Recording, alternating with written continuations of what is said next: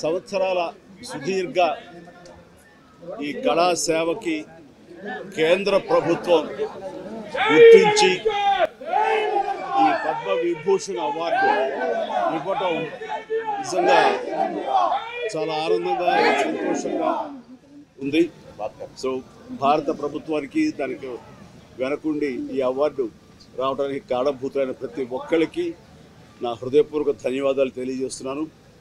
And ముఖ్యంగా ఈ award రావటం వెనుకాల నా కృషి, నా కళాసేవ ఈ సమాజానికి ఎంతో కొంత ఇతోధికంగా నేను చేసినటువంటి సేవలు ఇవన్నీ పక్కన పెడితే నన్ను గుండెలో పెట్టుకుని ఆదరించి ప్రేమించినటువంటి నా అభిమానులు అలాగే ప్రేక్షకులు నాకు ఎన్నో అవకాశాలు ఇచ్చి ఈ రోజున నన్ను నేను ఇలాగా తీర్చిదిద్దుకోవడానికి కారణభూతమైనటువంటి నా డైరెక్టర్స్కి, నా నిర్మాతలకి, నా ఇతర టెక్నీషియన్స్కి, ప్రతి ఒక్కరికి ఎవరైతే దోహదపడ్డారో ప్రతి ఒక్కరికి నేను ధన్యవాదాలు తెలియజేసుకుంటూ ఈ అవార్డ్ ఇదంతా వారిది, వారి సహకారం నేను ఈ ఎత్తుకు ఎదగడానికి కారణమైనటువంటి వారందరిదీ. కాబట్టి ఈ సందర్భంగా మరొకసారి నా సంతోషాన్ని తెలియజేసుకుంటూ నేను ధన్యవాదాలు తెలియజేసుకున్నాను. Thank you so much. ఏ టైంకి ఏం రావాలో అది వస్తుంది తప్ప అది రావాలని ఆశ పెడితే వచ్చేది కాదు. That's it. ఏమండి, ఎస్, నిజంగా ఇది వారికి ఎంతైనా రావడం సముచితం. రావాలని నేను కూడా మనస్ఫూర్తిగా అభిలషిస్తున్నాను, రావాలని కోరుకుంటున్నాను.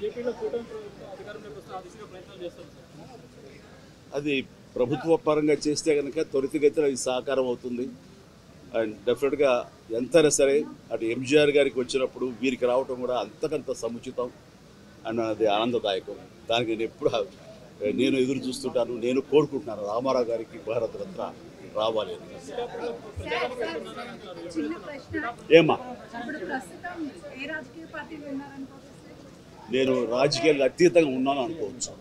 తర్వాత పిఠాపురానికి నేను వెళ్ళటం లేదని అది ముందుంచేది. ఇది మీడియాలో మీరు ఎందుకో స్పెక్యులేట్ చేశారు, అది మీరు పెంచి పోషించారు దానికి సమాధానం చెప్పాల్సిన అవసరం నాకు లేదు. నేను వెళ్ళటలేదు. బాబు, మా కళ్యాణ్ బాబు దాన్ని రమ్మని ఎప్పుడూ కోరుకోలేదు.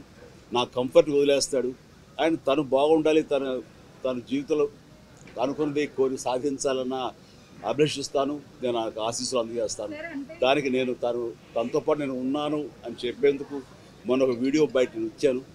అండ్ ఖచ్చితంగా మా తమ్ముడి యొక్క అభివృద్ధిని, మా తమ్ముడు రాజకీయంగా ఎదగటానికి ఎప్పుడు మా కుటుంబ సభ్యులుగా మేము మనస్ఫూర్తిగా మనసావాచ కోరుకుంటాం.